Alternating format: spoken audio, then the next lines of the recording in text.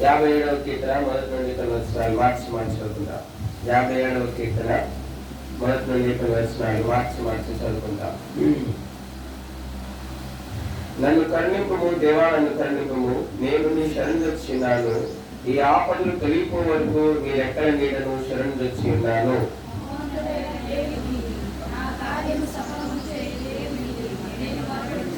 ఆయన ఆకాశం నుండి ఆజ్ఞయించి నన్ను రక్షించును. నన్ను మింగకూరు వారు దూషణలు పలికినప్పుడు దేవుడు తన కృపా సత్యములను పంపును.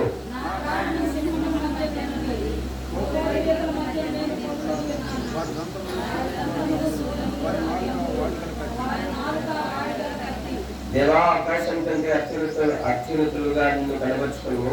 నీ ప్రభావము సర్వభూమి మీద కనబడినిము.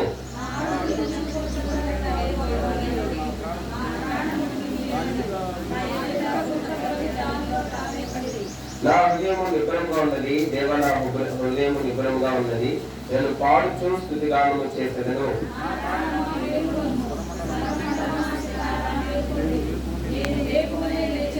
నీ కృప ఆకాశం కంటే ఎత్తైనది. నీ సత్యము మేఘమండలం వరకు వ్యాపించినది.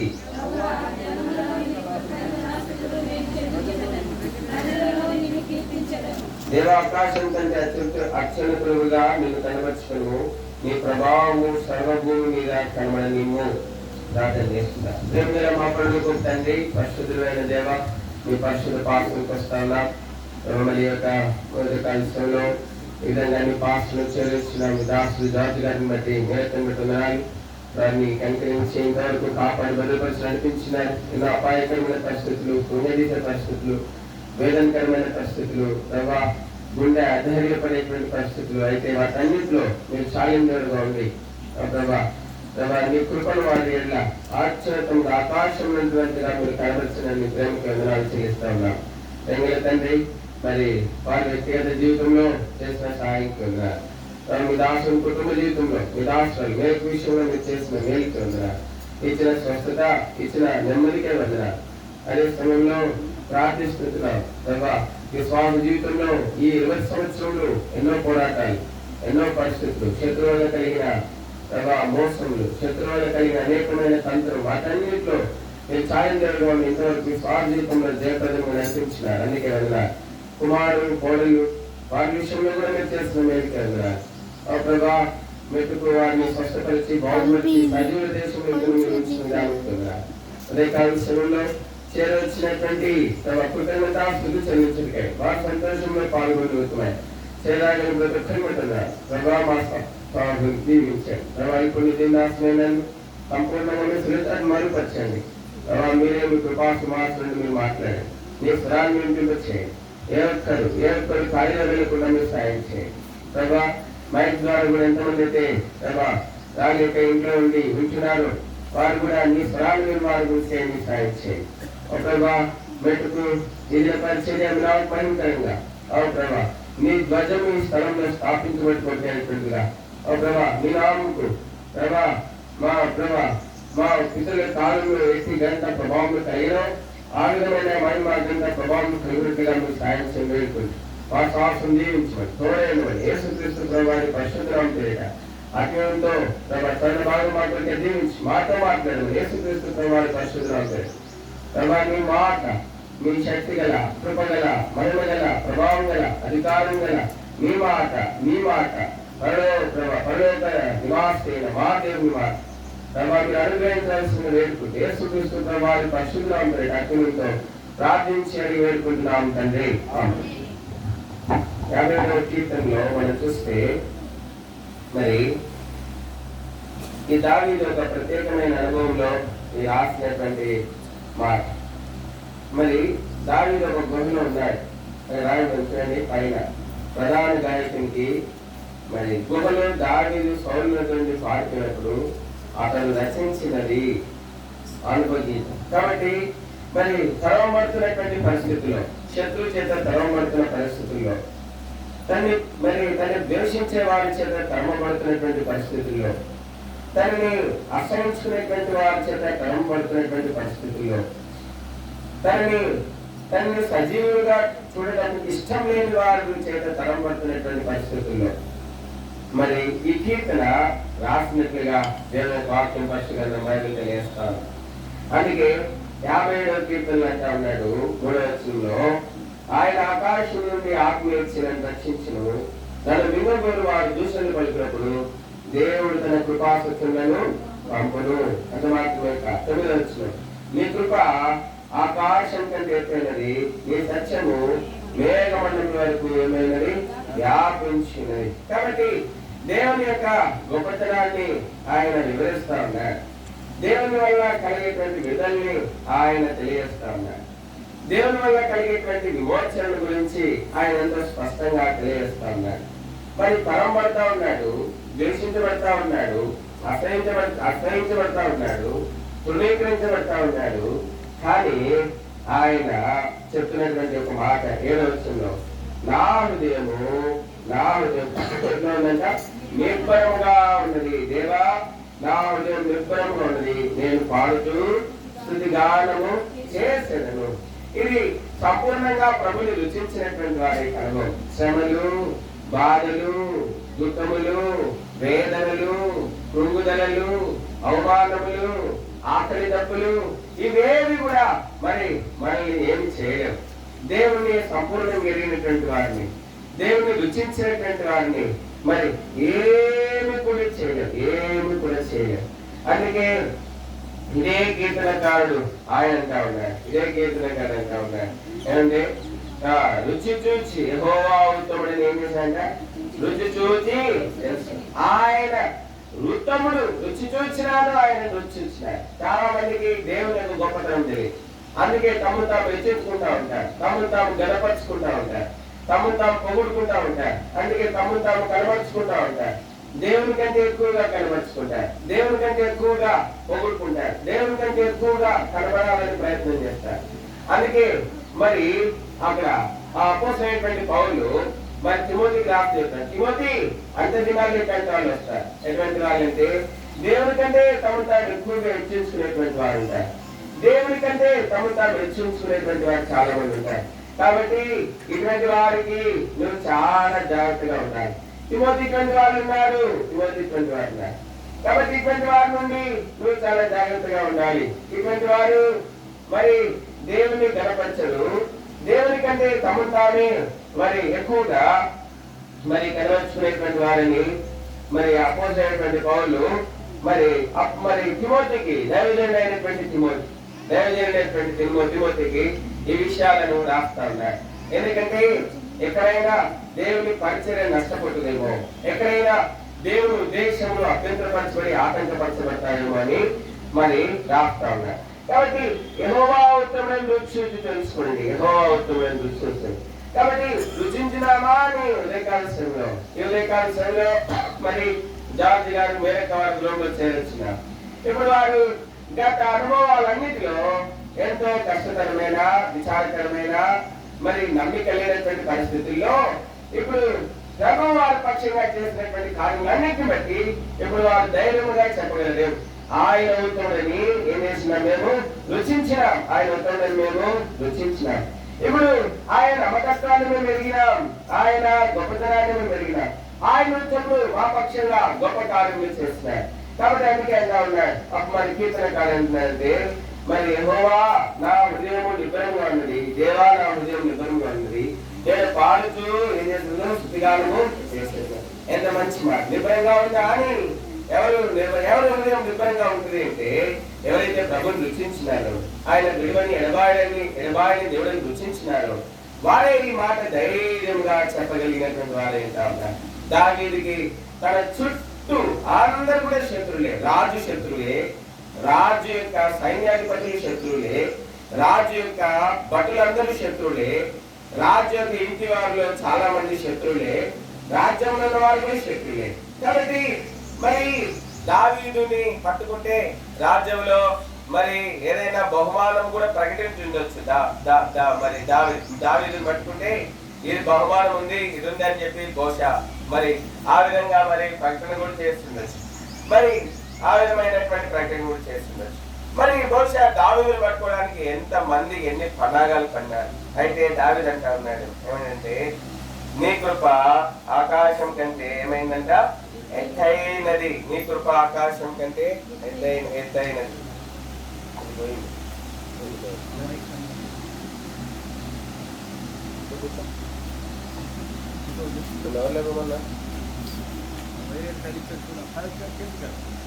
కాబట్టి మనం చూస్తా ఉన్నాము, మరి నీ కృప ఆకాశం కింద ఏమైందంట?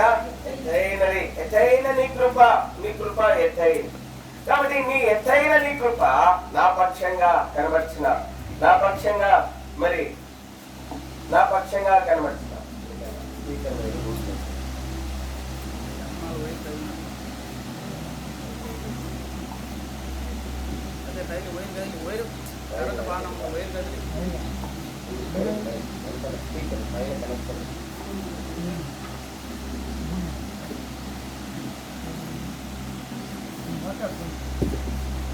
కాబట్టి మనం చూస్తా ఉన్నాము, దేవుని కృప ఎంత ఎత్తైనదో దావీదు చెప్తా ఉన్నాడు. ఎత్తైన ప్రభా నీ కృప నా ఎడల ఎంత ఎత్తైనది, ఎంత ఎత్తైనది. అంత మాత్రమే కాదు, చూడండి, మరి 20 సంవత్సరాలు బాప్తిసం తీసుకొని 20 సంవత్సరాలు బాప్తిసం తీసుకున్నాడు. 20 సంవత్సరాలు 21వ సంవత్సరంలో ప్రవేశపెట్టబడ్డారు. చూడండి, రోమీలకు రాసినటువంటి పత్రిక 6వ అధ్యాయము, రోమీలకు రాసినటువంటి పత్రిక 6వ అధ్యాయం, రోమీలకు రాసినటువంటి పత్రిక 6వ అధ్యాయము 3-4 వచనాలు. రోమీలకు రాసినటువంటి పత్రిక 6వ అధ్యాయం. క్రీస్తు యేసులోనికి బాప్తిసం పొందిన మనమందరము ఆయన మరణంలోనికి బాప్తిసం పొందించడానికి మీరు ఎరగరా? కాబట్టి తండ్రి మహిమ వలన క్రీస్తు మృతుల్లో నుండి ఎలాగ లేపండు, అలాగే మనమును నూతన జీవం పొందిన వారమై నడుచుకున్నట్లు మనము బాప్తిసం వల్ల మరణంలో పాలు పొందినై ఆయనతో కూడా. చాలా మందికి బాప్తిసం అంటే ఏంటో తెలియదు. బాప్తిసం అంటే ఏంటో తెలియదు. చాలా మంది ఏమనుకుంటారంటే బాప్తిజం అంటే ఇక పెళ్లి రేపంటే ఈ రోజు తీసుకునేది బాప్తిజం అనుకుంటారు. చాలా మంది పెళ్లి బాప్తిజాలు తీసుకుంటారు. పెళ్లి బాప్తిజాలతో ఎవరు పరలోకం పోరండి. పెళ్లి బాప్తిజాలతో ఎవరు కూడా పరలోకము పోరు. పెళ్లికి తీసుకుంటారు ఊరికనే. ఏంటంటే అబ్బాయికి బాప్తిజం ఉందా అంటే మరి ఆ బాప్తిజం అంటే ఏదో అనుకుంటారు. బాప్తిజం అంటే సరిగ్గా తీసుకోవాలి, నిజమైన తీర్మానంతో తీసుకోవాలి, నిజమైన ఒప్పుకోలతో తీసుకోవాలి, సంపూర్ణ గ్రహింపుతో తీసుకోవాలి. ఏదో కొంతమంది ఏదో బాప్తిజం అంటే ఏదో అదొక అదే అనుకుంటారు. అదొక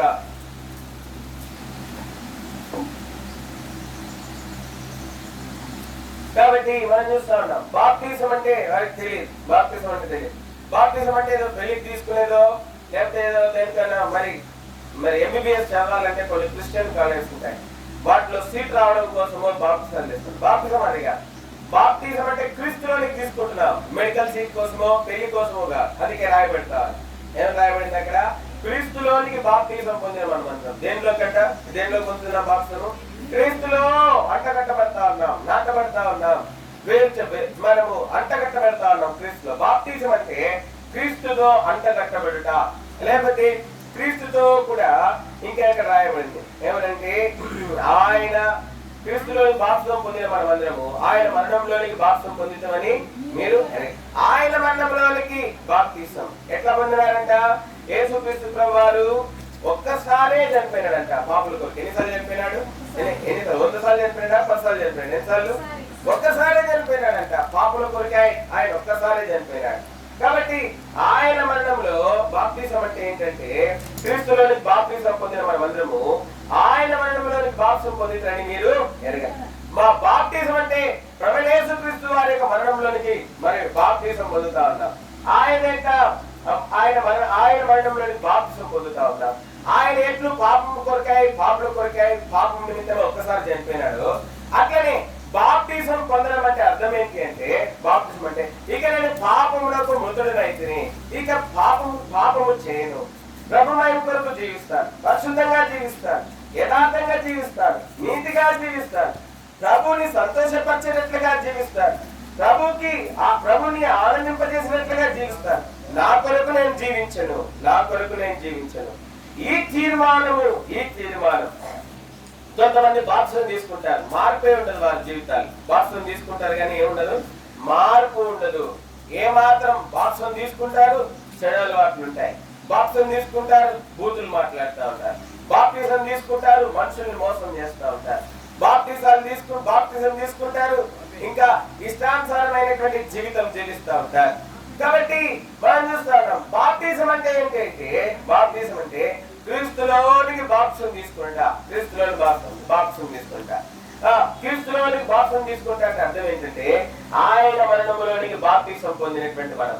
ఆయన ఎట్లు ఒక్కసారి పాపం కొరకే చనిపోయినాడు, అట్లా బాప్టిజం తీసుకునేటువంటి వాడు కూడా సంపూర్ణ నిశ్చయత, నిజమైన ఒప్పుకోలు. అవును, నేను పాపిని, దేవుడు ప్రభువు యేసుక్రీస్తు వారు ఆయన నా పాపముల కొరకే కల్లెసులో మృతి చెందినాడు, రక్తంగా వచ్చినాడు, మృతి చెందినాడు.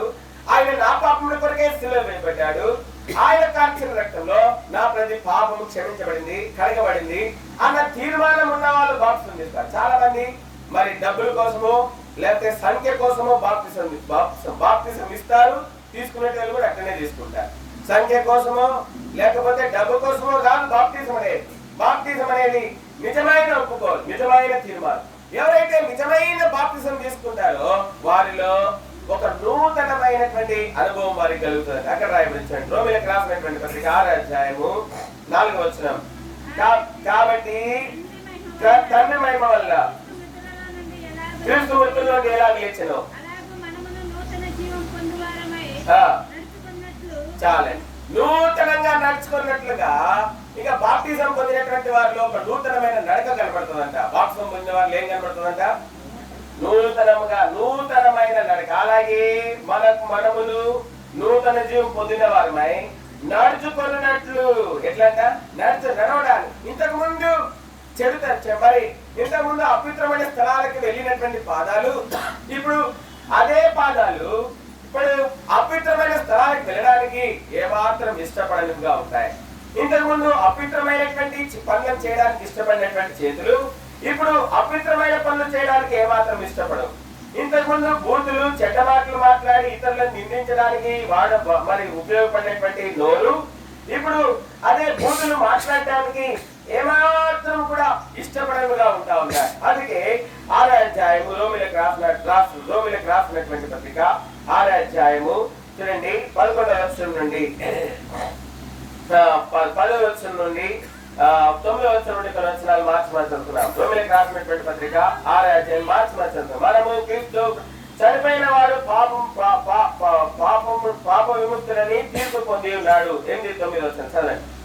అర్థం కలిసి చదువుతున్నాం. మనము క్రీస్తుతో కూడా చనిపోయినట్లా మృతుల్లో లేచిన క్రీస్తును చనిపోడని మరణమును ఆయన మీద ప్రభుత్వం లేదని ఎరిగి ఆయనతో కూడా జీవించదు అని నమ్ముతున్నాం. ఏదైనా ఆయన చనిపోలు చూడగా పాపం విషయమై ఒక్కసారే చనిపోయింది కానీ ఆయన జీవించుడుగా దేవుని విషయమై జీవించున్నాడు. 11 అదే మీరు పాపం విషయమై మృతులు గాను దేవుని విషయమై క్రీస్తు జీవించినందు సజీవులు గాను మీరే ఎంచుకున్నది. 12వ వచనం. కాబట్టి శరీర దురాశకు లోబడినట్లుగా చావులకు లోనైన మీ శరీరమందు పాపము ఏలనీయకుడి. 13 మరియు మీ అవయములను దుర్ని సారముగా పాపములకు అప్పగింపకుడి.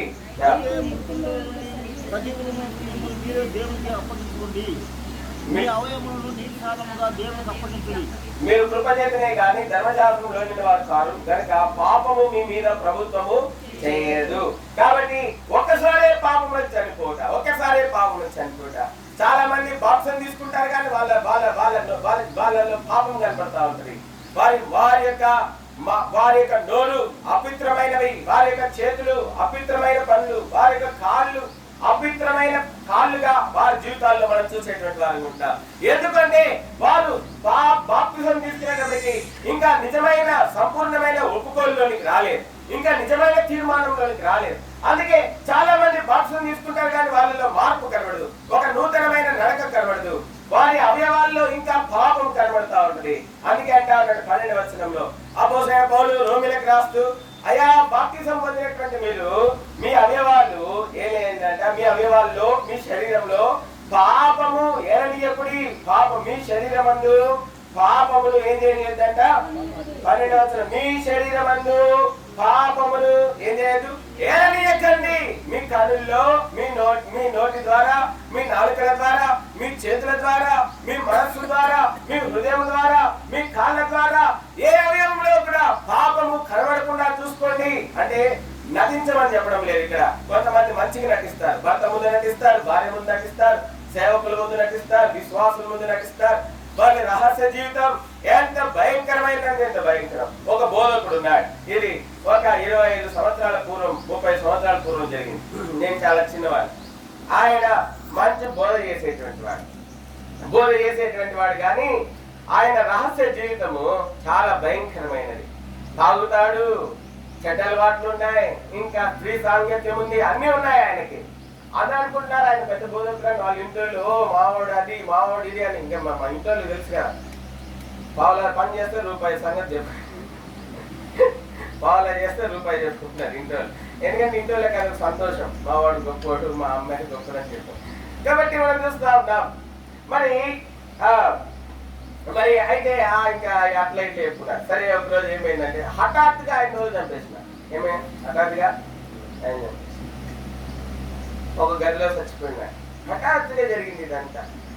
సరే ఆయన చచ్చిపోయిన తర్వాత నుండి మరి వాళ్ళకు ఒక కూతురు కూడా ఉంది. ఆ కూతురికి బాగలేకుండా వచ్చింది. ఆ కూతురికి ఏమైంది, బాగలేకుండా వస్తే ఏమైందంటే అక్కడ తీసుకెళ్తున్నారు, ఇక్కడ తీసుకెళ్తున్నారు, డాక్టర్ దగ్గర అంతా తీసుకెళ్తున్నారు. ఏం పరిస్థితుల్లో ఏం మార్చలేదు. హఠాత్తుగా ఏమైందంటే ఒకసారి ఇట్లనే మన సంఘస్థుల్ని తీసుకెళ్లి ప్రార్థన చేస్తా అంటే ఆమెలో ఏం తెలియదు, దయ్యం ఉందండి. దయ్యం పట్టిందా? సరే ఇంకా సరే ఇప్పుడు ప్రశ్నిస్తాను, ఎవరు నువ్వు అంటే ఆ దయ్యం చేస్తా, నేను ఫలానా, నేను ఈ అమ్మాయి వాళ్ళ అందరినీ అంటారు. ఎవరు ఈ అమ్మాయి వల్ల బోధకుడు కదా? అవును, నేను బోధకుడుగా జీవించినాను, కానీ నేను నా రహస్య జీవితంలో పాపం ఉంది. ఎందుకు చెల్లెని పట్టుకున్నావు అంటే నన్ను చంపిన వారి మీద పగ తీసుకోవడానికి ఆ చెల్లెని తీసుకెళ్ళడానికి వచ్చిన. బాప్టిజం తీసుకున్నాడు కానీ మార్పు లేదు. మీ అవయంలో ఏం చేయలేదంట, పాపంలో ఏం చేయలేదు, ఏరనీయకుడి ఏరుతా ఉంది. చాలా మందిలో బాప్టిజం తీసుకున్నారు కానీ ఆ మార్పు, ఆ వేర్పాటుతనము, ఆ నూతనమైన నడక, ఆ నూతనమైన నూతనత్వము వారి జీవితాల్లో కనబడటం లేదు. 2 కొరింథీ 5:17. 2 కొరింథీ 5:17. కాగా ఎవడైనా క్రీస్తునందున్న వాడు నూతన సృష్టి, పాతవి గతించెను, ఇదిగో కొత్తవాడు. పాతవి గతించెను, ఇదిగో కొత్తవాడు. కొత్తదనం కనపడాలా? బాప్టిజం తీసుకున్న వాళ్ళు ఏం కనపడాలా? కొత్తదనం కనపడాలా. కొత్త నడక, కొత్త విధానము, కొత్త మాట, కొత్త పనులు, కొత్త పనులు కనపడాలా. పాత పనులు కనపడకూడదు. పాత అలవాట్లు, సిగరెట్లు, బూతులు మాట్లాడడం, భార్యలు హింసించడము, మరి ఇంటి విషయాలు పట్టించుకోకుండా ఉండడము, ఇవన్నీ కాదు. ఎఫెసీయులకు రాసినటువంటి పత్రిక 2:10. ఎఫెసీయులకు రాసినటువంటి పత్రిక 2:10. మరియు వాటి యందు మనం నడుచుకోవాలని దేవుడు ముందుగా సిద్ధపరిచిన సత్క్రియలు చేయటకై ఇప్పుడు మనం క్రీస్తు యేసునందు సృజించబడిన వారమై ఆయన చేసిన పని. కాబట్టి నూతనమైన దేవుడు ముందుగా సిద్ధపరిచిన సత్క్రియలు మనలో కనబడాలా, సత్ప్రవర్తన కనబడాలా, సద్భావం కనబడాలా. మరి మన మాట కూడా ఎంతో దేవుని మహిమార్థమైనదిగా ఉండాలా. మన ప్రవర్తన, మన నడవిక, మన ఆలోచన విధానము, మన తలంపులు అన్ని కూడా దైవికమైనవిగా మార్చబడాలా. ఇదే క్రీస్తులోనికి బాప్తిజం పొందుట అంటే అర్థం. అందుకే అక్కడ రాబడి 4వ వచనంలో కాబట్టి తండ్రి మహిమ వల్ల రోమా 6 క్రీస్తు మృతుల్లో ఎలాగ లేపండు అలాగనే మనమును నూతన జీవము పొందిన వారమై నడుచుకున్నట్లు. ఏం పొందినామంట? క్రీస్తులోని బాప్తిజం పొందుట అంటే క్రీస్తులో ఆయన మరణంలో పాతి పెట్టబడి ఆయన ఎలాగూ లేపబడినో ఆ విధముగా ఒక నూతన జీవముతో. ఏ జీవంతో అంట? నూతన.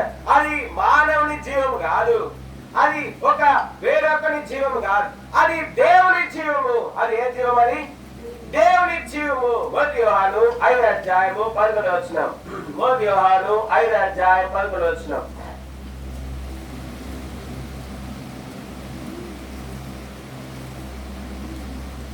ఈ సాక్ష్యం ఆ సాక్ష్యం దేవుడు మనకు నిత్య జీవము దయచేసును.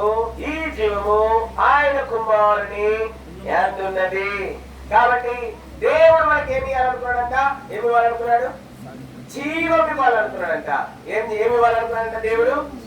మనము మన పిల్లలకి బంగారం ఇవ్వాలనుకుంటాం, నెక్లెస్ పెట్టాలనుకుంటాం, 7 వరాలు నగలు పెట్టాలనుకుంటాం. బాబా కూర్చోండి, కూర్చోండి, కూర్చోండి.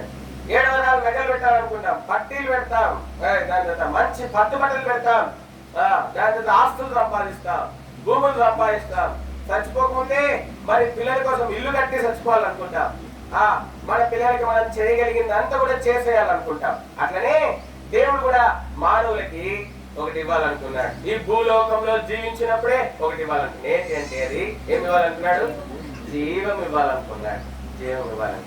ఆ జీవము ఏం చేస్తుందంటే, ఆ జీవము మనకు ఒక నూతనమైన నడక నేర్పిస్తుంది, నూతనమైన స్వభావం ఇస్తుంది, నూతనమైన పోలికనిస్తుంది, నూతనమైన తలంపునిస్తుంది, నూతనమైన నడివికను నేర్పిస్తుంది, నూతనమైనటువంటి మరి వ్యక్తిగా మనను ఈ లోకానికి కనవచ్చేదిగా ఉంటాది. దేవుడు ఎంత గొప్పవాడు, ఆయన గొప్పతనం అంతా ఆ దేవుని జీవము మనం పొందడం ద్వారా మనలో నుండి దేవుడి లోకానికి బయలుపరచాలని దేవుడు ఆశపడతా ఉన్నాడు. ఆ జీవం పొందినటువంటి వారు దేవునికి మహిమను తీసుకొచ్చేటువంటి వారుగా ఉంటారు. కాబట్టి దేవుడు మనకి నీ నిత్య జీవాన్ని ఇవ్వాలనుకున్నాడు. ఈ జీవం అంట, ఈ జీవానికి అంతము లేదు. ఈ జీవానికి ఏం లేదు, ఏం లేదు, అంతము లేదు. అందుకే యోహాను సువార్తలో చెప్పబడతాడు, నాయందు విశ్వాసం ఉంచిన వాళ్ళంట అది ఉప్పుకేటి ఊటలే ఉండదు. చూడండి, యోహాను సువార్త 7వ అధ్యాయము 38వ వచనం. యోహాను సువార్త 7వ అధ్యాయం. నాయందు విశ్వాసం ఉంచువాడు లేఖనము చెప్పినట్లు వారి కడుపులో నుండి జీవజల నదులు పారునని బిగ్గరగా చెప్పను. కాబట్టి మనం చూస్తా ఉన్నాం. మరి 38 నాయందు విశ్వాసం నుంచి వాడు లేఖనం చెప్పినట్లు వాడు కడుపులో నుండి జీవజల నదులు పారునని బిగ్గరగా జీవజల నదులు పారుతా ఉన్నాయి. ఇంకా దానికి ఏమాత్రం అంశం లేదు. ఊపికెట్టి నీటి ఊటలే అది వాళ్ళలో నుండి ప్రవహించేదిగా ఉంటానది. ఇంకా ఏన్నడు కూడా అది తరిగిపోలేటువంటిదిగా ఉంటానది. ఇదెంత గొప్పదైనటువంటి జీవం ఇది.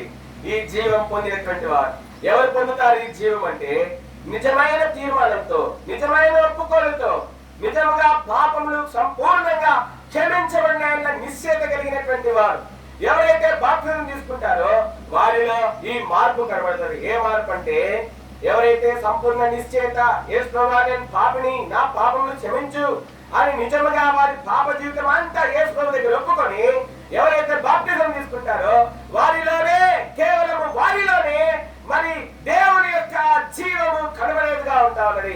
ఎవరిలోనైతే ఆ జీవం ప్రవేశిస్తుందో వారిలో ఒక నూతనమైన నడక, నూతనమైన వ్యక్తిత్వము, నూతనమైన తలంపులు అన్ని కూడా వాళ్ళ సొంత ఘనత కొరకు కాదు, కానీ అంత కూడా ఎవరి ఘనత కొరకు?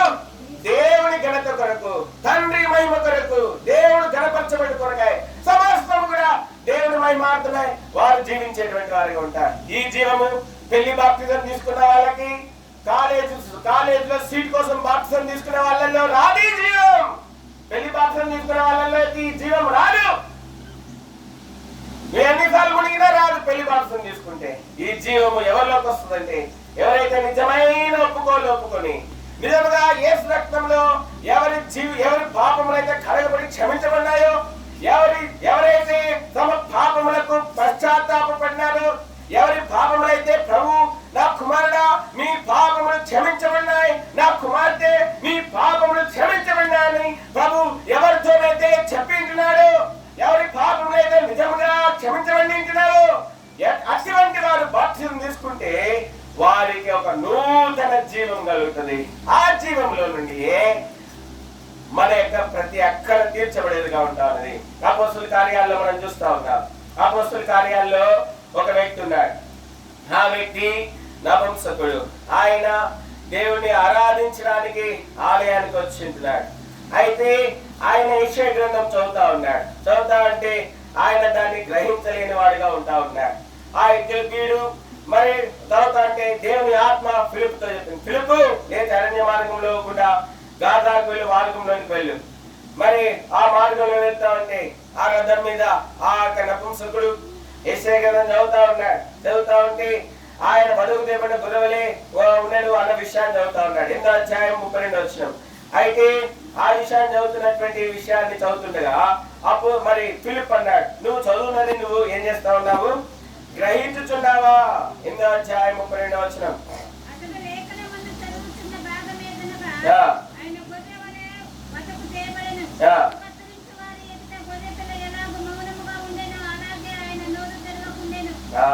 ముప్పై వచనము ఆఖరి భాగం. నువ్వు చదువునది గ్రహించుచున్నావా అని అడిగాడు. అతను ఎవడైనా త్రోవ చూపుకుంటే ఎలా ప్రేమకెళ్ళని చెప్పి రథం ఎక్కి తనతో కూర్చుని మనం ఫిలిప్పును అడిగి మీరు ఫిలిప్పును వేడుకునేను. కాబట్టి మనం చూస్తా ఉన్నాం ఇక్కడ యేసుక్రీస్తు ప్రభువారి గురించి, ఆయన క్రయం గురించి, ఆయన ఎట్లు పాపల కొరకే ఒక్కసారి కలసుడు మరణించి రక్తం గార్చి చనిపోయి సమాధ్యపడి ఎట్లు సమాధి నివారణాన్ని జయించి తిరిగి లేచినాడు.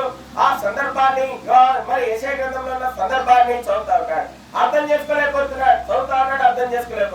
ఈ దినాల్లో మారు మనసు లేని వాళ్ళు కూడా వాక్యాలు చెప్తా ఉన్నారు. సంపూర్ణంగా మార్పు లేని వాళ్ళు కూడా వాక్యాలు చెప్తా ఉన్నారు, బోధనలు చేస్తా ఉన్నారు. తప్పుడు బోధనవి, మోసపోకుడి. అంత దినాల్లో అనేక మంది అటువంటి వారు బయలుదేరుతారు. సంపూర్ణమైన మారు మనసు లేని వారు, సంపూర్ణ నిశ్చయిత లేనటువంటి వారు, గ్రహింపు లేనటువంటి వారు, దేవుని వాక్యాన్ని గురించినటువంటి గ్రహింపు లేనటువంటి వారు, తప్పుడుగా దేవుని వాక్యాన్ని బోధించి అనేక మంది నష్టపరిచేటువంటి బోధకులు ఈ దినాల్లో కొలలుగా దేశమంతా వ్యాపించి ఉంటా ఉంటారు.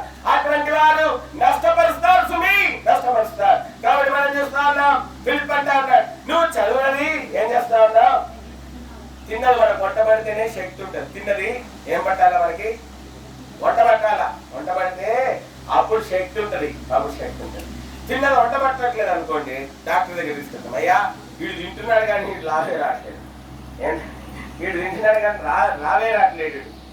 చదివిన వాక్యము మనలో జీవంగా మారాలా, చదివిన వాక్యం మనలో శక్తిగా మారాలా, చదివిన వాక్యం మనలో దేవుని నామానికి మహిమ తీసుకొచ్చినట్లుగా మనం పురుకొల్పించాలా. ఎందుకు పురుకొల్పించట్లేదు, ఎందుకు జీవంగా మారటం లేదు, ఎందుకు శక్తిగా మారటం లేదు? ఎందుకంటే ఎక్కడో హృదయం ఇంకా పాపాన్ని దాచిపెట్టుకుని అపవిత్రతని, దోషాన్ని మనం ప్రేమిస్తున్నాం. అందుకే అది శక్తిగా, జీవంగా, ప్రభావంగా మారడం లేదు, ఒంటికి పట్టడం లేదు, ఆత్మ పట్టడం లేదు, ఒంటికి కూడా పట్టడం లేదు. అది ఇక్కడ ఉంది అపోస్తలుల కార్యాలు 8వ అధ్యాయంలో ఆయన అంటా ఉన్నాడు.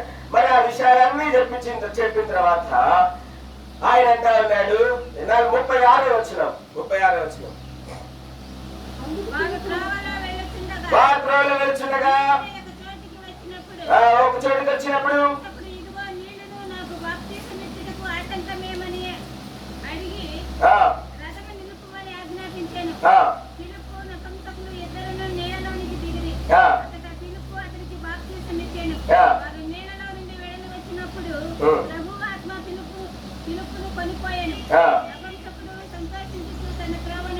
ఎట్లా వెళ్ళాడు? సంతోషం తెలియదు. ఎట్లా వెళ్ళాడు? ఈ జీవము సంతోషాన్ని ఇస్తుంది. క్రీస్తులో ఉన్న జీవము ఏమిస్తుంది? సంతోషం ఇస్తుంది. కొంతమంది ముఖం చూస్తే ఎప్పుడు నవ్వుతా ఉంటారు. అది ఉట్టిటి నవ్వు కాదు, సినిమా జోకులకు వచ్చే నవ్వు కాదు, లేకపోతే ఎవరిని మోసం చేస్తే వచ్చే నవ్వు కాదు. కొంతమంది ముఖాలు చూస్తే సాడిస్ట్ ముఖాలు. మనలో ఉన్న నవ్వు కూడా పోయింది. కొంతమంది ముఖాలు చూస్తే వాళ్ళు నల్లగా ఉన్నా కూడా, వాళ్ళు అంత ఎరుపుగా లేకపోయినా కూడా, వాళ్ళు ఎంత కుర్చగా ఉన్నా కూడా, వాళ్ళు ఎంత పొట్టివారుగా ఉన్నా కూడా, వారి ముఖాలు చూస్తే వారి ముఖంలో ఒక గొప్ప సంతోషం, ఒక గొప్ప ఆనందం. కారణం ఏంటి అంటే వారిలో క్రీస్తు జీవం ఏం చేస్తా ఉంది? నది వలె ఏమవుతా ఉంది? ప్రవహిస్తా ఉంది. వాళ్ళల్లో క్రీస్తు జీవం ప్రవహిస్తా. అటువంటి వాళ్ళతో ఉండండి. మీలో కూడా కొంచెం ఆ జీవం మీకు కూడా అట్టుకొని ఒక పాయ మీలో నుండి కూడా ప్రవహిస్తుంది. కాబట్టి మనం చూస్తా ఉంటాం. ఆయన అంటే ఉన్నాడు, ఇప్పుడు ఇదిగో నీళ్లు నాకు బాప్తిసమిచ్చుటకు ఆటంకం ఏమైనా ఉన్నదా అంటే ఫిలిప్ అంటా ఉన్నాడు, అయ్యా నీకు ఆ బాప్తిసం ఇవ్వడానికి ఆటంకం ఏం లేదు, కానీ అయితే ఒక్కటే ప్రశ్న బాప్తిసం తీసుకునేటప్పుడు. బాప్తిసం ఇచ్చేటప్పుడు ఎన్నో ప్రశ్న అడుగుతావు, కానీ ఫిలిప్ ఒకటే ప్రశ్న అడిగినాడు. ఏమనంటే చూడండి, 37వ వచనం, నీవు పూర్ణ హృదయంతో విశ్వసించిన బాప్తిసం పొందవచ్చునని చెప్పాను. అతడు యేసు క్రీస్తు దేవుని కుమారుడని ఏం చేస్తున్నాను? విశ్వాసం ఉంచుతున్నాను. నువ్వు పూర్ణ హృదయంతో విశ్వాసం ఉంచితే నువ్వు బాప్తిసం తీసుకొచ్చండి. అయ్యా నేను పూర్ణ హృదయంతో ప్రభువైన యేసుక్రీస్తు వారి యందు విశ్వాసం, ఇంకా నాలో ఏ అరమరిక లేదు, నేను ఎక్కడున్నా దేవుని కోసం జీవిస్తా. నేను ఇప్పుడు వెళ్ళేది అన్యుల దేశము, ఆ అన్యుల దేశంలో కూడా దేవుని కొరకు జీవిస్తా. కొంతమంది సొంత ఇళ్లలోనే దేవుని కొరకు జీవించారు. భార్య ఏమంటుందో, భర్త ఏమంటాడో, పిల్లలు ఏమనుకుంటారో, ఇరుగు పొరుగు వారు ఏమనుకుంటారు, కులం ఏమనుకుంటుందో, ఓ ఎన్ని కట్టుబాట్లు. ఈ కట్టుబాట్లన్నీ పెట్టుకుంటే నీలో క్రీస్తు జీవం ఏం ప్రవహిస్తుంది? క్రీస్తు జీవం ఏం ప్రవహిస్తుంది? చూడండి, మనకందరికి నదుల్లో నుంచి నీళ్లు వస్తా ఉన్నాయి కదా, రిజర్వాయర్లో నుంచి నీళ్లు. రిజర్వాయర్లో ఎన్ని నీళ్లు ఉంటాయండి? ఎన్ని ఉంటాయి? ఓ కొన్ని క్యూసెక్ నీళ్లు ఉంటాయి, కొన్ని గొంతో నీళ్లు ఉంటాయి. మన ఇంట్లోకి ఎంత సన్న పైప్ లో వస్తాయి నీళ్లు? ఇంత చిన్న సన్న పైప్ లో వస్తాయి, ఇంత చిన్న సన్న. ఎందుకంటే ఎన్నో కట్టుబాట్లు ఉన్నాయి, కానీ ఈ జీవం అటువంటిది కాదు. పరలోకములకు మనకి నేరుగా మనం ప్రభుత్వం కలిగినటువంటి సత్సంబంధం. కాబట్టి మనం చూస్తా ఉన్నాం, పూర్ణ హృదయంతో విశ్వాసం ఉంచినటువంటి వారు బాప్తిసం తీసుకోవచ్చు. అయితే ఎవరైతే అట్లు బాప్తిసం తీసుకున్నారో వారిలో క్రీస్తు యొక్క సమృద్ధి అయిన జీవం ఉంటుంది. అయితే వారిలో ఎవరిలో అయితే క్రీస్తు యొక్క జీవం నడివెళ్ళి ప్రవహిస్తారో వారిలో గొప్ప సంతోషం ఉంటుంది. అంత మాత్రమే కాదు, సంతోషము, సమాధానము ఇవి మాత్రమే కాదు. చూడండి, ప్రకటన 22వ అధ్యాయం, ప్రకటన 22వ అధ్యాయము మొదటి 3 వచనాలు మార్చి. మరియు స్ఫటికమ్మలే మరి నటి జీవ జలముల నది దేవుని యొక్క గురపిలియకు సింహాసనం వద్ద నుండి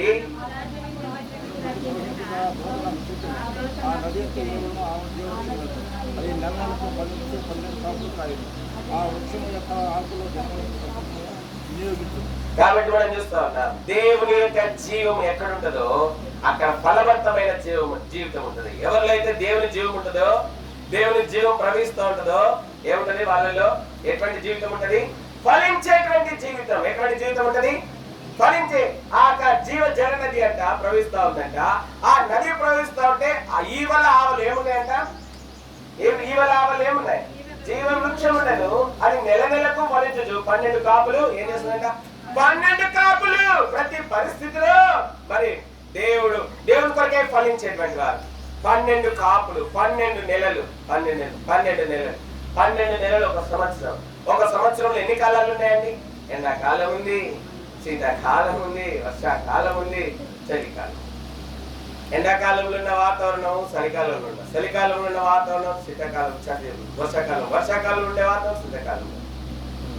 మన జీవితంలో ఎటువంటి పరిస్థితులు వచ్చినా ప్రభు కోసము ఏం చేయాలా? ఫలించేటువంటి వారిని. ఆ జీవన నది ఎక్కడ ప్రవహిస్తుందో ఆ జీవనది ప్రవహించే స్థలంలో అంట ఈవల ఆవలు ఏమున్నాయంట? జీవవృక్షంలో. అవి ఏం చేస్తాయంట? నెల కాపులు కాల్చున్నాయి. నిజముగా బాప్తిసం తీసుకునేటువంటి వారు, నిజమైనటువంటి రక్షణానుభవం కలిగినటువంటి వారు ఏ పరిస్థితిలోనైనా, ఎటువంటి కష్టకాలంలోనైనా, ఎటువంటి పరిస్థితుల్లోనైనా వాళ్ళు దేవుని కోసం ఫలించేటువంటి వారుగా ఉంటారు. ఏం చేసేటువంటి వారు ఉంటారు?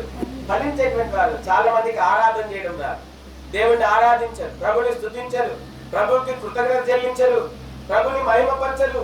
దేవునికి రావాల్సిన ఘనత ప్రభావాలు దొంగలిస్తా ఉంటారు. దేవునికి చెందవలసిన వాటిని దేవునికి చెందకుండా చేస్తా ఉంటారు. ఎంత మోసము! దేవుణ్ణి మోసం చేస్తా ఉంటారు. దేవుణ్ణి మోసం చేయడానికి ప్రయత్నం చేస్తా ఉంటారు. దేవుని వాక్యం బైబిల్ చెప్తా ఉంది, మోసపోకుడి, దేవుడు ఏం చేయబడ్డు? వెక్కిరించబడ్డు. మనుషుడు ఏది విత్తులో ఏం చేస్తాడంటే అదే పంటని. నిజంగా నువ్వు బాప్తిసం తీసుకుని జార్జన్న సంగతి కాదు చెప్పేది, మన అందరి సంగతి, నా సంగతి కూడా. నిజంగా మనం బాప్తిసం తీసుకుని నెల ప్రభు కోసం ఏం చేసేవారుగా ఉంటాము? ఫలించేటి వారంగా ఉంటాం. ఏం చేస్తాము? ఫలించేటి వారు. ఎటువంటి ఫలం తెలుసా? ఆత్మ ఫలం ఏమనగా ప్రేమ, సంతోషము, సమాధానము, దీర్ఘశాంతము, దయాళుత్వము, మంచితనము, విశ్వాసము, ఆశానిగ్రహం. కాబట్టి ఈ యొక్క ఆత్మ ఫలములు 12 నెలలు ఫలించాలా? 12 నెలలు ఫలించాలి. ప్రతి నెల ఫలించాలా? ప్రతి మనలో ఉన్న మంచి అంతకంతకు అధికం అవ్వాలా? మనలో ఉన్న సాత్వికం అంతకంతకు అధికం అవ్వాలా? మనలో ఉన్న పరిశుద్ధత అంతకంతకు అధికం అవ్వాలా? మనలో ఉన్న నీతి అంతకంతకు అధికం అవ్వాలా? మనలో ఉన్న దీనత్వము అంతకంతకు అధికం అవ్వాలా? మనలో ఉన్న ప్రేమ అంతకంతకు ఏమవ్వాలా? అధికం అవ్వాలా? అంతేగాని ఓ రక్షించబడినప్పుడు ఉన్న జీవము, రక్షించబడినప్పుడు ఉన్న విశ్వాసం, రక్షించబడినప్పుడు బాప్తిసం తీసుకున్నప్పుడు ఉన్న సాత్వికం తగ్గింపు రాను రాను తక్కువైపోయి, రక్షించబడినప్పుడు బాప్తిసం తీసుకున్నప్పుడు ఉన్న ప్రేమ అంతా తగ్గిపోయి మెల్లగా గర్విష్ఠులు, గర్వాంతులు, హెచ్చించుకునే వారిగా మారిపోతా ఉన్నారు నేటి దినాలు విశ్వాసులు. నేను ఎంత తెలుసా, 40 సంవత్సరాలు విశ్వాస జీవితం ఇవి ఉండకూడదు. మన జీవితంలో ప్రేమ ఏముండాలా? ప్రేమ ఉండాలా. ఎటువంటి వారికి ఉండాలంటే ఎదిగిన విశ్వాసులు తోడి తన రెక్కల కిందకి ఏం చేస్తుంది? పిల్లల్ని అట్లా ఉండాలా. ఎదిగిన విశ్వాసుల జీవితం ఎట్లా ఉండాలా? అట్లా ఉండాలి. అంతేగాని గద్దలాగా పొడిచేటట్టుగా, కాకిలాగా పొడిచేటట్టుగా ఉండకూడదు. కాకి ఏం చేస్తుంది తెలుసా?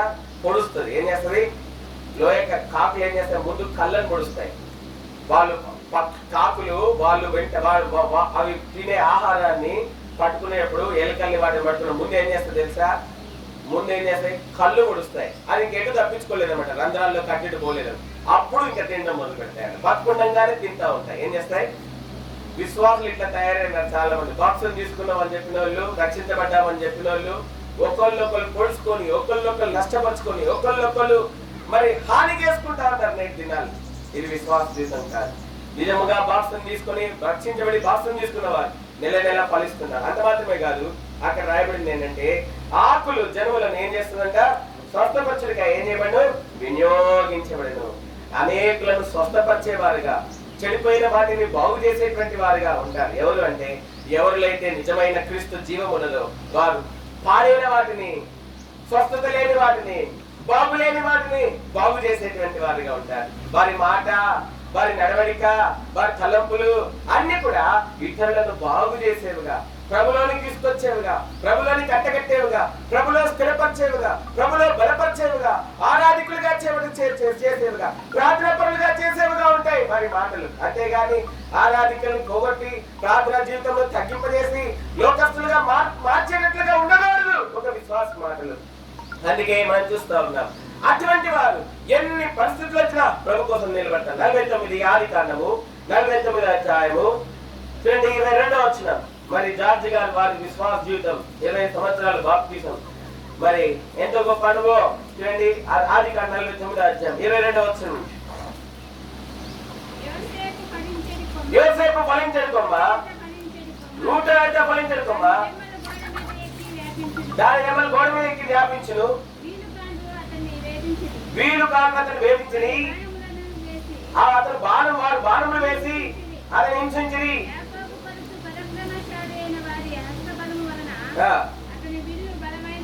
చాలా ఈయన యాకోబు ఎటువంటి వాడంట? ఫలించి. యోసేపు ఎటువంటి వాడంట? ఫలించడి కొమ్మ. యోసేపు నీలో ఎవరి జీవం కనబడుతుందంటే దేవుని జీవం కనబడతా ఉంది. విల్లుగాళ్ళు ఏం చేస్తున్నారు? విల్లుగాళ్ళు నిన్ను వేధించినారు, నిన్ను హింసించినారు. కానీ నువ్వు ప్రభు కోసం ఏం చేస్తా ఉన్నావు? ఫలిస్తానే ఉన్నావు. నిన్ను హింసించిన వారిని, నిన్ను వేధించినటువంటి వారిని నువ్వు ఏం చేస్తున్నావు? క్షమించి ఈ రోజు వారు జీవించి ఉండడానికి, ఈ కరువు కాలంలో వారు బ్రతుకుండడానికి వారికి అన్నం పెట్టువాడుగా నువ్వు మారినావు. యాకోబు, యోసేపు నువ్వు ఫలించడి కొమ్మ. యోసేపు నువ్వు ఎటువంటి వాడివి? ఫలించడి కొమ్మ. ఎంత గొప్ప అనుభవం. కాబట్టి ఎన్ని అనుభవాలు, ఎంత శత్రువు మరి బాధించి, హింసించి, వేధించినటువంటి అనేకమైన పరిస్థితులు.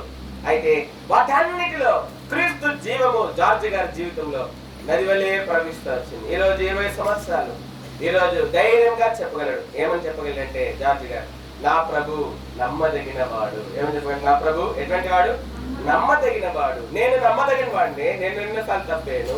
జార్జి గారు నేను కూడా చెప్పగలను, నేను నమ్మదగిన వాడిని. కానీ నా ప్రభు ఎటువంటి వాడు అంటే ఎటువంటి వాడు? నమ్మదగినటువంటి వాడు.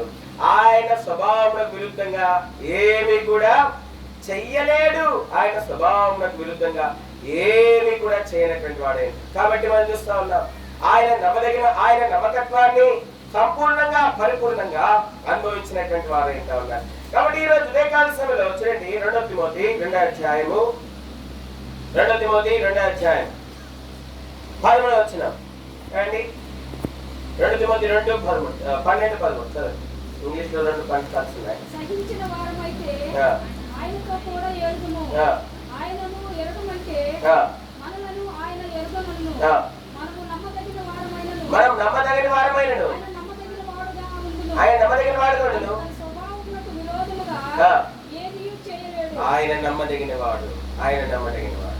కాబట్టి ఎన్నిసార్లు జాగ్రత్తగా అది నోడుతున్నాడు, ఇంక నేను బ్రతకనేమో, ఇంక నా భార్య పరిస్థితి ఏమవుతుందో. అయితే దేవుడు తన నమ్మకత్వాన్ని విస్తరింపజేసినాడు. ఎంతగా విస్తరింపజేసినాడంటే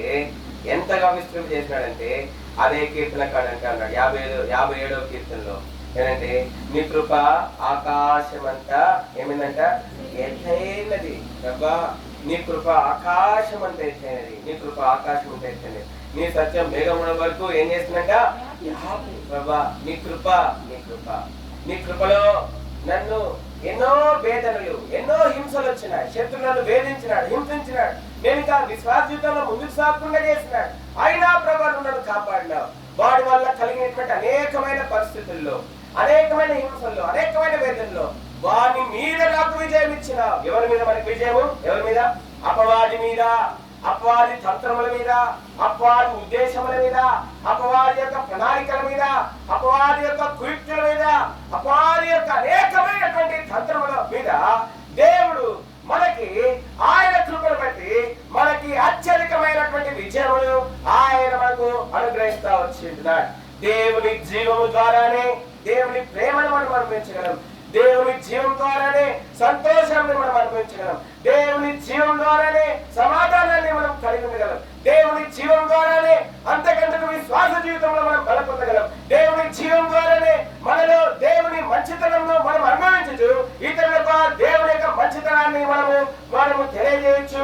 వారిని కూడా దేవుని యొక్క మంచితనం అనుభవించినట్లుగా చేయగలం. దేవుని జీవంలోనే ఇట్టి అనేకమైనటువంటి దేవుని యొక్క మహత్తులు మనము అనుభవిస్తా ఉన్నాం. అందుకే 104వ కీర్తన 24వ వచనంలో కీర్తనకారుడు అంటా ఉన్నాడు. చూడండి 104వ కీర్తన 24వ వచనం. 104వ కీర్తన 24వ వచనం. యెహోవా నీ కార్యములు ఎన్నెన్ని విధములుగా ఉన్నవి, జ్ఞానం తెలిసిన వారిని నిర్మించు. నీ కార్యం ఎన్నెన్ని విధములుగా ఉన్నవి. How manifold are thy ways. నీ కార్యములు ఎన్నెన్ని విధములుగా. దేవుడు 20 సంవత్సరాల విశ్వాస జీవితంలో, 30 సంవత్సరాల విశ్వాస జీవితంలో ఎన్ని విధములుగా తాను బయలుపరుచుకున్నాడు. తన ప్రేమను, తన మంచితనమును, తన కనికరమును, తన దయను, తన విశ్వాసతను, తన గొప్పతనమును, తన నమ్మకత్వము ఎన్ని విధములుగా ఎన్ని పరిస్థితుల్లో దేవుడు రుజుపరుచుకున్నాడు. ఇవే కాలము ఈ విధంగా మనం అందరము చేరొచ్చినట్టు కారణం ఏమిటి అంటే, ఇదిగో దేవుని కార్యములు నా జీవితంలో ఎన్ని విధములుగా ఉన్నవి. రండి, వచ్చి సంతోషించండి, నా సంతోషంలో పాల్గొనండి. ఇది మన ప్రియ సహోదరుడు జార్జ్ గారి యొక్క సంతోషములో మనం ఈ విధంగా పాల్గొనడానికి వచ్చి ఉంటున్నాం. కాబట్టి 20 సంవత్సరాల విశ్వాస జీవితంలో, బాప్తిజ జీవితంలో దేవుడు తన జీవాన్ని తగ్గిపోకున్నట్లుగా ప్రయోగపజేస్తూ వచ్చింటాడు. ఈ రోజుకి ఆ జీవం ఉంది కాబట్టి ప్రభుకి కృతజ్ఞత చెల్లించడానికి ధైర్యంగా బంధువుల మధ్యలో, కుటుంబీకుల మధ్యలో, సంఘం మీద, ఇరుగు పొరుగు వారి మధ్యలో, స్వగ్రామంలో ఇదిగో నేను బాప్తిజం తీసుకుని 20 సంవత్సరం అయింది, 21 సంవత్సరం ప్రవేశించినాను. దేవుని జీవం నాలో ప్రవేశిస్తా ఉన్నది. ఆయన ప్రేమను మరి నేను ఇతరులకు పంచగలుగుతున్నాను. ఇదిగో ఆయన యందు విశ్వాసం నాలో ఏమాత్రం తగ్గిపోలేదు. నేను ఆయన బిడ్డని అని ధైర్యంగా చెప్పే సాక్ష్యాన్ని మనం వినగలుగుతా ఉన్నాం. అది మాత్రమే కాదు, మనం చూస్తున్నాం 57వ కీర్తనలో ఇక్కడ చెప్తాం. మరి ఎన్నో హింసలు, శత్రువుల వేదనలు వచ్చినా మరి దేవుడు మరి కాపాడి భద్రపరిచి ఈ రోజు మన ముందు సజీవ సాక్షిగా వచ్చినాడు. అంత మాత్రమే కాదు, ఇప్పుడు మరి కుమారుడు కోడలు కరోనా వచ్చింది. ఎంత భయంకరమైన వ్యాధి. అది వస్తే బతుకుతారన్న కొంతమంది బతికినారు, కొంతమంది చచ్చిపోయినారు. అది మాత్రమే కాదు, తన భార్య మేరకు మరి పొలంలో మరి తాటి పండికి మరి ఎంత బాధ. 2 నెలలు ఎంత 2 నెలలు భార్యకి బాగాలేకపోతే ఇక భర్త పరిస్థితి ఎట్లుంటుందంటే ఇక చూడండి, ఎవరు ఓదార్చలేరు, ఎవరు ధైర్యపరచలేరు. పిల్లలు మరి కొడుకులు, కోడళ్ళు, కూతుళ్ళు, అల్లుళ్ళు, మేనల్లుళ్ళు, మేనకోడళ్ళు ఎవరు కూడా ఆ స్థానాన్ని పూర్తి చేయలేరు. స్నేహితులు ఎవరు కూడా ఆ స్థానాన్ని పూర్తి చేయలేరు. అయితే 2 నెలలు భార్యకి బాగాలేకపోతే ఎంత కుంగిపోయి ఉన్నారు, ఎంత కుంగిపోయి ఉండొచ్చు, ఎంత అధైర్యపడి ఉండొచ్చు, ఎంత వ్యాకుల పడి ఉండొచ్చు, ఎంత కన్నీరు గార్చి ఉండొచ్చు. లోపల మనం చూడలేదు, కానీ దేవుడు చూస్తున్నాడు. ఎవరు చూస్తున్నారు? దేవుడు చూస్తున్నాడు. అందుకే అక్కడ రాయబడింది, అక్కడ రాయబడతా చూడండి 3వ వచనం 57వ కీర్తన మూడు, ఆయన ఆకాశం నుండి ఆజ్ఞ ఆయన ఆకాశం ఆజ్ఞ ఇచ్చి నన్ను రక్షించును. ఆ, ఆ, ఆకాశం నుండి ఆజ్ఞయించి రక్షించును. ఆయన ఆయన ఆకాశం ఆజ్ఞయించి రక్షించడానికి ఆజ్ఞయించినాడంట. మరి రక్షించడానికి ఏం పంపించినాడంట? ఏం పంపించినాడు? కృపా సత్యాలను పంపించినాడు. మరి రక్షించడానికి ఏం పంపించినాడు? కృపా. యోహాను సువార్త మొదటి అధ్యాయం, యోహాను సువార్త మొదటి అధ్యాయం, యోహాను సువార్త మొదటి అధ్యాయం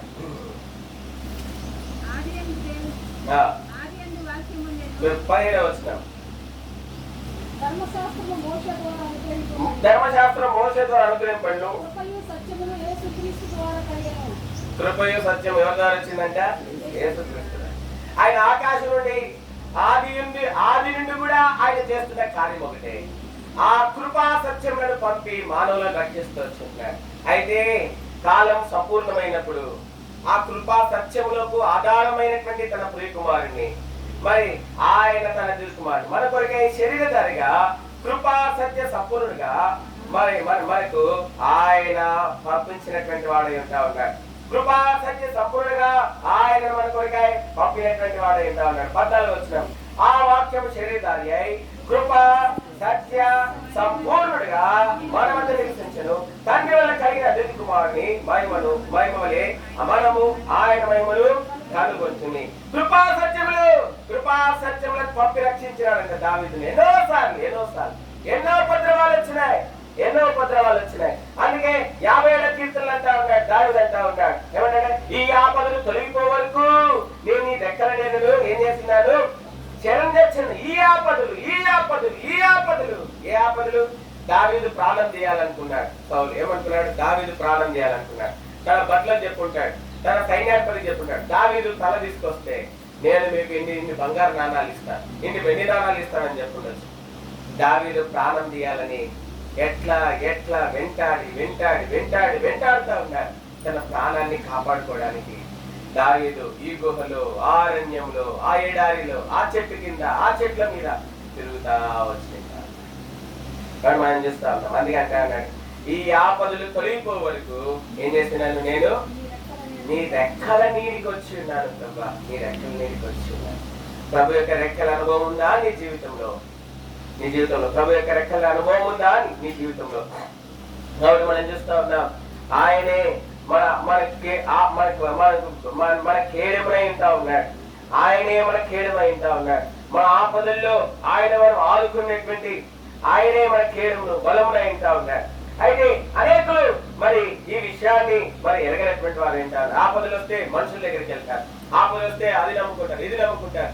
దేవుని దగ్గరికి మాత్రం రా. 118వ కీర్తన 8-9 వచనాలు, 118వ కీర్తన 8-9 వచనాల్లో రాయబెడతారు. చూడండి, మనుషులను నమ్ముకున్న కంటే చదవండి.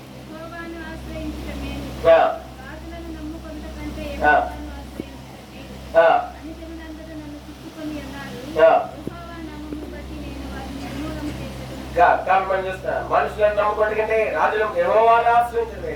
కాబట్టి ఇప్పుడు అంటే అయ్యా, ఈ ఆపదలు మనుషుల వల్ల కలిగిన ఆపదలు, అనారోగ్యముల వల్ల కలిగిన ఆపదలు, ఈ ఆపదలన్నీ తొలగిపోయేంత వరకు ఎక్కడ ఉంటారు?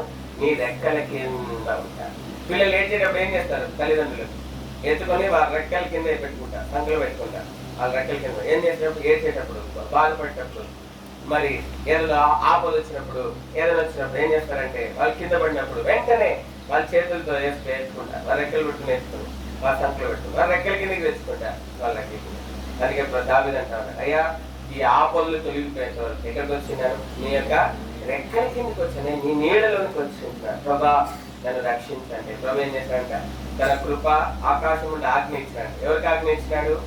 కృపకు సత్యములకు ఆజ్ఞ ఇచ్చి వెళ్ళి ఫలానా వ్యక్తిని, నా రెక్కల కింద ఉన్నాడే, నా రెక్కల నీడలో ఉన్నాడే, ఆ ఫలానా వ్యక్తిని రక్షించండి.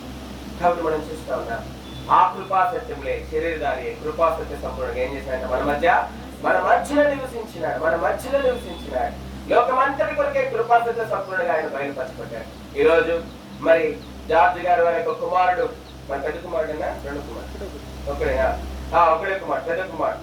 మరి ఆ కుమారుడు మరి అనారోగ్యంతో ఉన్నప్పుడు, ఆ కోడలు అనారోగ్యంతో ఉన్నప్పుడు దేవుడు అద్భుత కార్యం చేస్తున్నాడు. వారిని బాగు చేసినాడు. వారి పట్ల తన కృపను తన కనికరాన్ని విషయం చేస్తాడు. రంజిత్ మరి తన కృపను